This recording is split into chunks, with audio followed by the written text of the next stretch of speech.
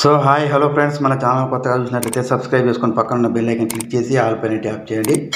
తెలంగాణలో నేటి నుండి 0 టికెట్ జారీ, గుర్తింపు కార్డు లేకుంటే నో టికెట్.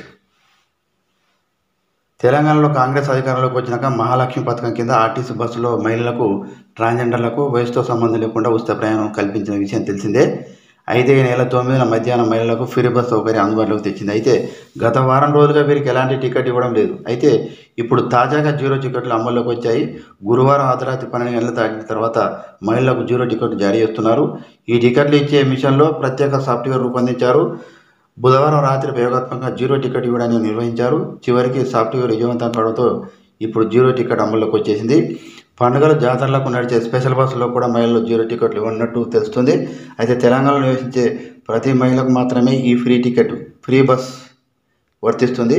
ఇక శుక్రవారం నుంచి మహిళలు బస్ కండక్టర్ తప్పనిసరిగా ఆధార్ కార్డ్ లేదా ఓటర్ ఐడి లేదా మరేదైనా గుర్తింపు కార్డు చూపించాల్సి ఉంటుంది. మరో విషయం ఏంటంటే జిరాక్స్ కాపీ చూపించినా కూడా పర్వాలేదని అధికారులు చెబుతున్నారు. శుక్రవారం రోజున 0 టికెట్ ఇవ్వడం మొదటి రోజు కావడంతో ఎవరైనా మహిళలు తమ గుర్తింపు కార్డు మర్చిపోతే మళ్ళీ మర్చిపోవద్దని హెచ్చరించి 0 టికెట్ ఇవ్వాలని అధికారులు కండక్టర్లకు ఆదేశించారు. ఆ తర్వాత అంటే రేపటి నుండి ఎవరైనా తమ గుర్తింపు కార్డు మర్చిపోతే ఉచిత ప్రయాణానికి అనుమతి ఉండదని కూడా చెప్తున్నారు. ఇదిలా ఉండగా ఉచిత ప్రయాణ సౌకర్యం కల్పించడం వల్ల ఆర్టీసీ నష్టపోయే ఆదాయాన్ని ప్రభుత్వమే రీయింబర్స్ చేస్తుంది.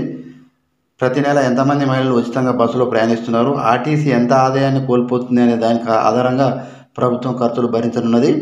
మహాలక్ష్మి పథకం కోసం ఆర్టీసీకి ఇప్పటికే ఆర్థిక శాఖ మంత్రి బట్టి విక్రమార్క 374 కోట్లు విడుదల చేశారు. అలాగే బకాయి ఉన్న ఇతర మొత్తాలను కూడా అందించి ఆర్టీసీ సంస్థను ఆదుకోవాలని కూడా ఎన్ఎంయు నేతలు కూడా కోరుతున్నారు. ప్రస్తుతం కాంగ్రెస్ ప్రభుత్వం నిర్వహిస్తున్న ప్రజావాణి లాగానే ఆర్టీసీ కార్మికుల సమస్యలు తెలుసుకునేందుకు 15 రోజులకు ఒకసారి కార్మిక వాణి నిర్వహించాలని ఆర్టీసీ బోర్డు మాజీ డైరెక్టర్ నాగేశ్వర విజ్ఞప్తి చేశారు. సో ఇలాంటి లేటెస్ట్ న్యూస్ మీకు రావాలంటే సబ్స్క్రైబ్ చేసుకొని పక్కన బెల్ ఐకాన్ క్లిక్ చేసి ఆల్ పైన ట్యాప్ చేయండి.